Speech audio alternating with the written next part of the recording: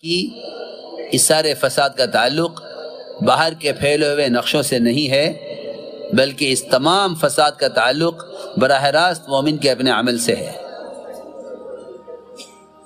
اور یہ بھی ساتھ میں سن لو کہ دنیا میں جتنے بھی تغیرات ہیں، فساد کی شکل میں، بارشوں کے رکنے میں، زلزلوں کے آنے میں، مقدمات کے بڑھنے میں، تجارتوں میں نقصان کے جتنے بھی حالات عالم میں ہیں، ان سب کا تعلق صرف اور صرف مسلمان سے ہے۔ اغیار سے ان تغیرات کا کوئی تعلق نہیں ہے۔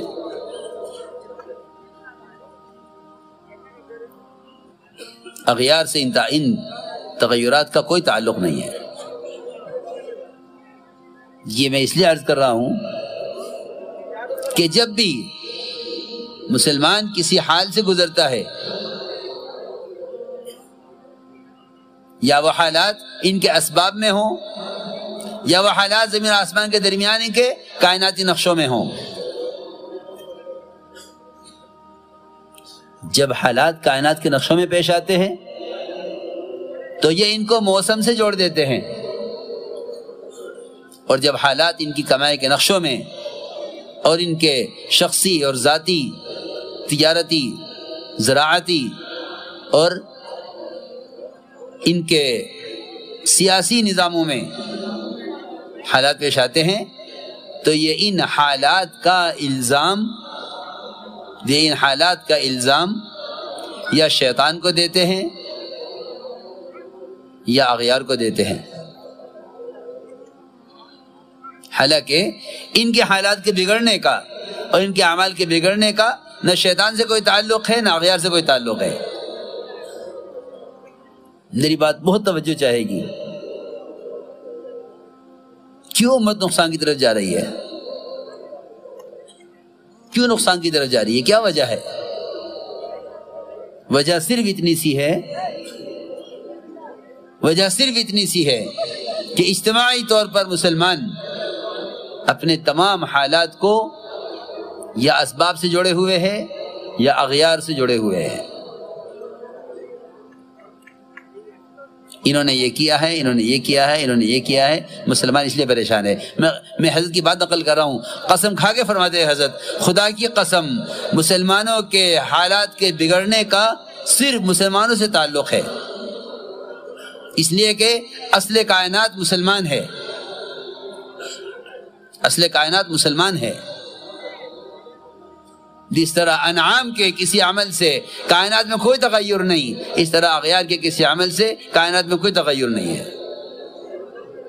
یہ اتنی سی بات کا سمجھنا یہ سینکڑوں مسائل کا حل ہے، سینکڑوں مسائل کا حل ہے اگر یہ بات سمجھ میں آ جائے۔ میں تو اس لیے عرض کر رہا ہوں کہ جو جس صوبے میں، جس شعبے میں جہاں بھی ہے، وہ سمجھتا ہے کہ میرے حالات کا میری ذات سے کوئی تعلق نہیں ہے۔ حالانکہ سمندر کی مچھلیاں تک مسلمان کے گناہ سے متاثر ہوتی ہیں، سمندر کی مچھلیاں تک مسلمان کے گناہ سے متاثر ہوتی ہیں، کیونکہ جب اس کے طلب علم کے لیے قدم اٹھانے پر ساری مخلوق اس کے لیے دعا میں مشغول ہو جاتی ہے، جب اس کے نیک عمل کا یہ تاثر ساری مخلوق پر ہے تو اس کے برے عمل کا تاثر ساری مخلوق پر کیوں نہیں ہوگا؟ ساری مخلوق پناہ چاہتی ہے مسلمان کے برے عمل سے، ساری مخلوق پناہ چاہتی ہے۔ کیوں؟ اور یہ اتنا نادان